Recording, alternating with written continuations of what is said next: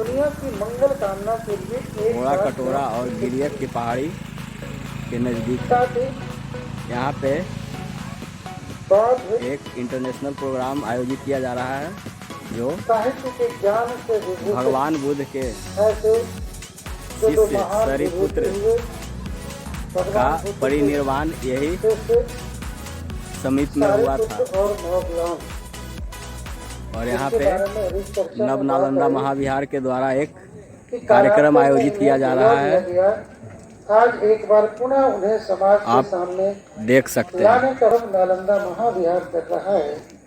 वास्तव में यही भारतीय संस्कृति की सबसे बड़ी चीज है। ये हमारे ज्ञान की उज्जवल परंपरा है जिसे हम कभी बिसरने नहीं देते।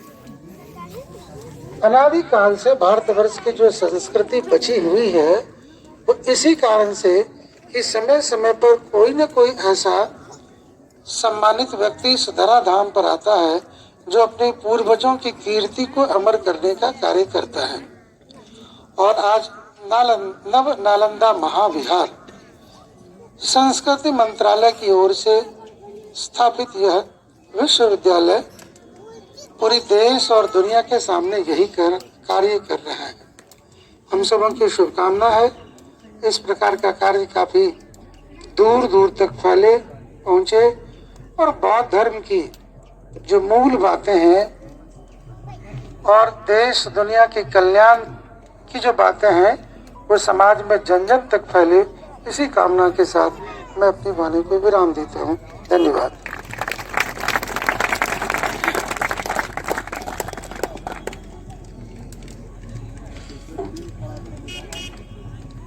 धन्यवाद प्रिंसिपल साहब। इसमें आप लोगों का सहयोग भी अपेक्षित है। विश्वविद्यालय जो भी कार्यक्रम शुरू करता है इसमें आपके बच्चों को भी हम समय समय पर आमंत्रित करेंगे। जैसे वृक्षारोपण का कार्यक्रम है वो भी हम लोग करेंगे बड़े पैमाने पे। ये जो नंगे पहाड़ हैं इसके लिए भी हम लोगों को सोचना है। ये सारी चीज़ों में आप बच्चों का सहयोग अपेक्षित है। हमारे बीच ICHR Indian council of historical research के मेंबर सेक्रेटरी सदस्य सचिव प्रोफेसर कुमार रत्नम साहब जो अभी अभी पटना से यहाँ पहुँचे हैं। थके हुए तो हैं ही, लेकिन भाई साहब समय की प्रतिबद्धता है, आप हमें क्षमा करेंगे और आप आएं और अपना आशीर्वचन हमें दें।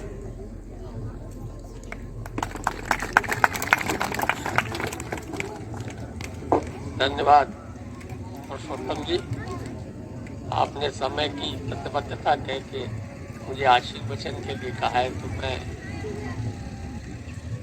भारतीय इतिहास अनुसंधान परिषद का सदस्य सचिव तो भी साथ में आपके विश्वविद्यालय का भी मैं गवर्निंग बॉडी का मेंबर होने के नाते इस परिवार का अंग हूँ। इसी नाते मैं आज उपस्थित हुआ हूँ। आपकी गतिविधियों से लगातार संपर्क में के साथ जो उनके अत्यंत प्रिय दो शिष्य थे सारिपुत्र और मोगलान, आज से 2600 वर्ष पहले बुद्ध का समय था और बौद्ध धर्म हजारों वर्षों तक रहा। अंत में आप सबको पता होगा जो प्राचीन काल में नालंदा में महाविहार था उसमें विश्वविद्यालय नहीं कहते थे, उसमें महाविहार कहते थे। तो जिस प्राचीन नालंदा यूनिवर्सिटी की बात आप पढ़ते हैं उसको श्री नालंदा महाविहार कहा जाता था। और 12वीं शताब्दी के अंतिम दशक में बख्तियार खिलजी ने इसको आक्रमण किया और इसको नष्ट कर दिया। और बिहार तो शुरू से ही विजडम की भूमि रहा है। यहाँ पर अनेक विश्वविद्यालय थे। आप बिहार शरीफ में देखें तो उदंतपुरी महाविहार था, आजकल जिसको हम तेल्हाड़ा बोलते हैं, तेलढक या तेलाढक महाविहार था। भागलपुर के पास विक्रमशिला महाविहार था। बोधगया में महाबोधि विहार था। पाटलिपुत्र में अशोकाराम विहार था और अनेक छोटे बड़े विश्वविद्यालय और शिक्षण संस्थान उसमें थे। बख्तियार खिलजी के बाद वो सारा नष्ट हो गया, लाइब्रेरी को जला दिया गया और जो कुछ भिक्षु लोग जान बचा करके और किताबों को लेकर के भाग सके यहाँ से, उत्तर की तरफ गंगा पार किया जैसे तैसे करके और हिमालयों में जाकर बस गए। उन्होंने जितनी चीजों को बचा पाए बचा लिया, जितने ग्रंथों को बचा लिया और बाद में चल करके फिर से हमें वो बहुत मुश्किल से महापंडित राहुल सांकृत्यायन थे और भी अनेक जो विद्वान लोग हुए, उन्होंने उन चीज़ों को वापस लाया और प्रकाशित बहुत सारी चीज़ें फिर से प्रकाशन में आई। बौद्ध धर्म कोई धर्म भी था ऐसा, ये धीरे धीरे लोग भूल गए थे। लेकिन 1891 में यहाँ पर महाबोधि सोसाइटी की स्थापना हुई। बाद में बाबा साहब अम्बेडकर हुए और अन्य अनेक विद्वान गण हुए जिन्होंने इसको फिर से रिवाइव किया। और उसी क्रम में बाद में जो शैक्षिक शिक्षा जगत में बौद्ध धर्म और बौद्ध दर्शन और बौद्ध इतिहास इत्यादि को पढ़ाने के लिए नव नालंदा महाविहार की स्थापना किसी अन्य ने नहीं बल्कि भारतीय संविधान के अध्यक्ष और हमारे बिहार के सपूत, भारतवर्ष के गौरव डॉक्टर राजेंद्र प्रसाद जी के हाथों जिसकी स्थापना हुई। और फिर धीरे धीरे जिस बौद्ध धर्म को हम लोग भूल गए थे, जिस सारिपुत्र मोगलान को भूल गए थे, उनके बारे में भी रिसर्च वगैरह हुई और जिन साहित्यों की हम भूल गए थे, इसी नव नालंदा महाविहार से उसका त्रिपिटक के रूप में प्रकाशन हुआ देवनागरी लिपि में और हमको बौद्ध साहित्य को जानने का मौका मिला और सारिपुत्र मोगलान कौन थे इनके बारे में भी जानने का मौका मिला। अभी भी हम लोग पूरी तरह से अंतिम निष्कर्ष तक नहीं पहुंच पाए हैं कि सारिपुत्र का जन्म किस गांव में हुआ था, लेकिन एक नालंदा के पास भी एक गांव है सारिल चक। कुछ विद्वानों का मत है कि संभवतः वही गांव था सारिपुत्र का।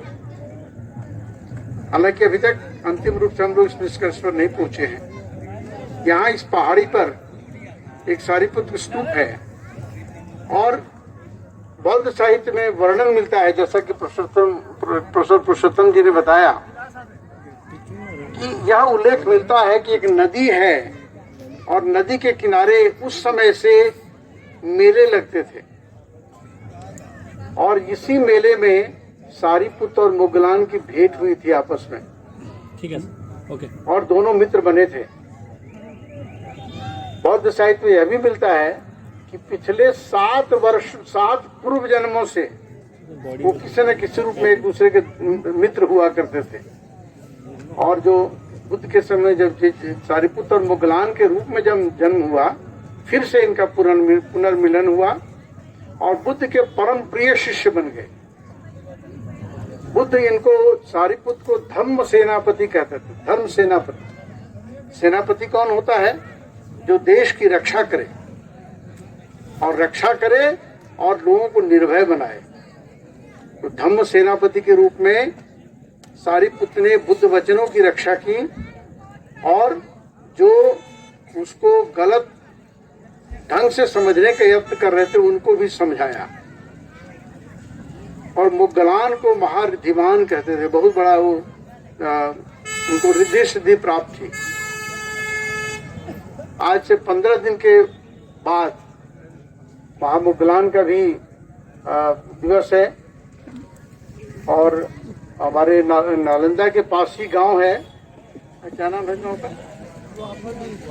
जुआफरडीह, आप सब जानते होंगे। तो वहाँ पर एक टीला मिला है जिसकी खुदाई होनी शेष है और वो संभवतः स्तूप था है वहाँ पर, ऐसा लगता है। तो वहाँ भी 15 दिन के बाद वो दिवस, उनका दिवस आएगा। तो धम्म सेनापति सारिपुत्र का बल्कि इतनी पकड़ थी उनको और इतनी समझ थी बुद्ध के उपदेशों की, बुद्ध वचन की, कि बहुत सारे उपदेश जो बुद्ध ने नहीं दिए सारिपुत्र ने दिए, और सारिपुत्र के वचन को बुद्ध ने अपना अनुमोदन किया कि ये समझ लो कि मेरा ही वचन है। तो आप समझ सकते हैं कि सारिपुत्र का क्या स्थान था। हम लोग उन विवरणों के आधार पर इस निष्कर्ष पर पहुंचे हैं कि संभवतः यही जगह थी जो सारिपुत्र का परिनिर्वाण जहां हुआ और जहां पर ये दोनों मिले। और नमनालंदा महाविहार ने एक अलग तरह का विश्वविद्यालय है। विश्वविद्यालय तो होते ही हैं, डिग्री पढ़ाई होती है, रिसर्च होते हैं, डिग्री दी जाती है, तो यह काम तो यहाँ भी हो रहा है। लेकिन इसके साथ चूंकि हम एक विशेष जगह पर हैं, यहाँ पर भारतीय इतिहास, सनातन धर्म और विशेष रूप से बौद्ध धर्म का जीवित इतिहास है। उसकी एक ऐसी सुदीर्घ परंपरा है, एक ऐसी लंबी परंपरा है जिसको फिर से खोजना और उस पर गर्व करना ये हम सबके जीवन का हिस्सा है। तो नवनालंदा महाविहार ने केवल अपने आप को पढ़ाई, अध्यापन कार्य में और रिसर्च में ही सीमित नहीं रखा, बल्कि यह भी प्रयास किया कि हम गांव के लोगों से जुड़ें, गांव के लोगों को भी इसके प्रति, अपने इतिहास के प्रति सजग करें, उनको आकर्षित करें, उनको समझाएं कि आप एक विशिष्ट भूमि के हैं, ये साधारण भूमि नहीं है। एक समय था जब भगवान बुद्ध यहाँ चला करते थे, तो आप ऐसे क्षेत्र के लोग हैं। ठीक है, हम पूर्व जन्म में कुछ और रहे होंगे, लेकिन आज हैं तो कम से कम इस धरती पर तो हैं। और यह जो ऊपर स्तूप आप देख रहे हैं, ये मैंने, आपने नहीं बनाया है, ये सैकड़ों वर्षों से यहाँ पर चला आ रहा है। तो आप समझ सकते हैं इस जगह क्या खूबी रही है। और हम सबको गौरव है कि हम सब इस भूमि के हैं, और ये गौरव का बोध होना चाहिए। इतिहास की बात हमारे भारतीय इतिहास अनुसंधान परिषद के मेंबर सेक्रेटरी साहब हैं, आप खुद ही बहुत बड़े इतिहासज्ञ हैं।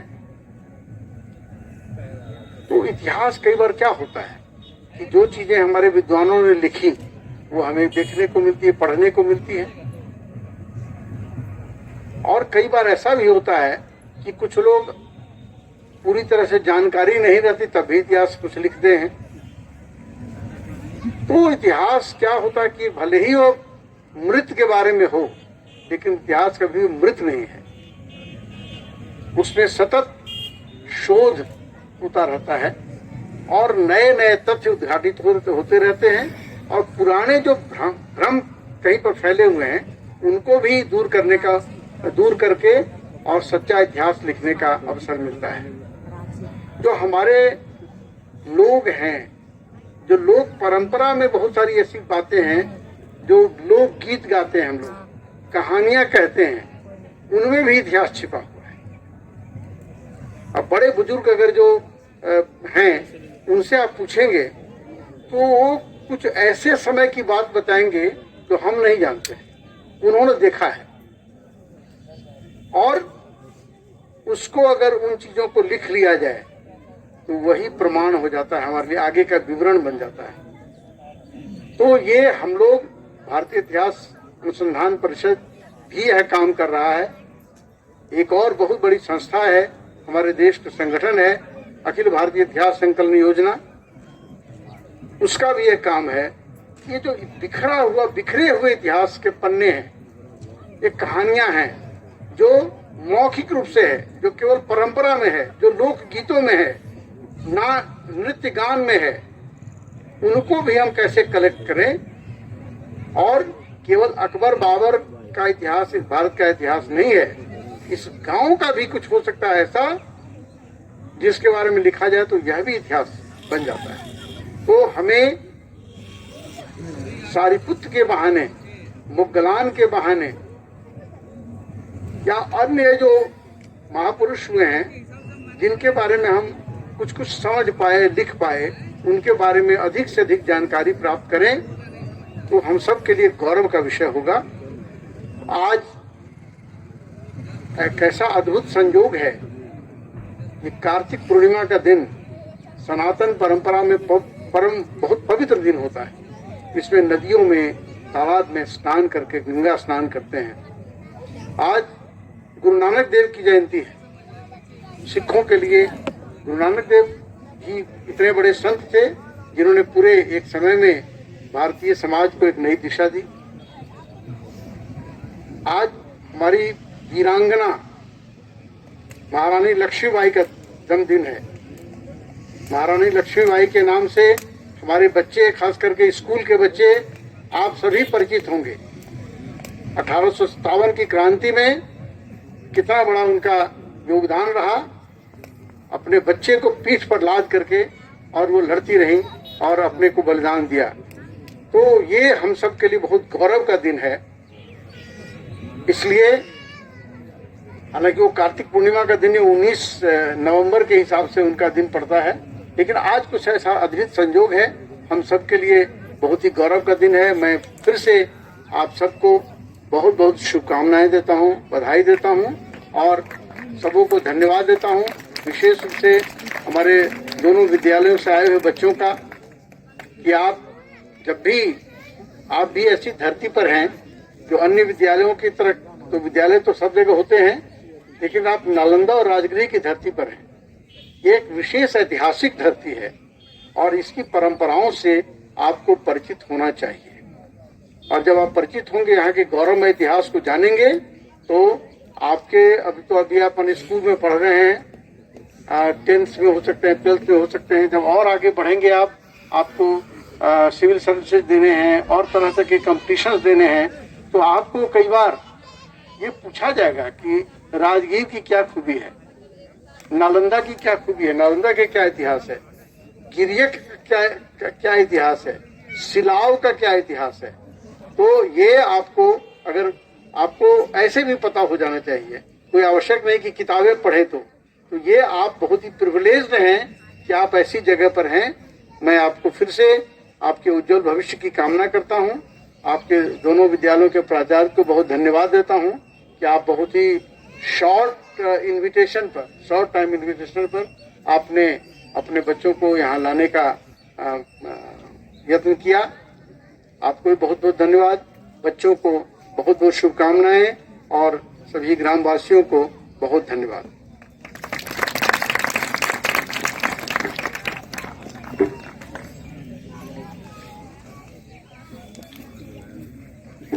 धन्यवाद सर आपके आशीर्वचन के लिए।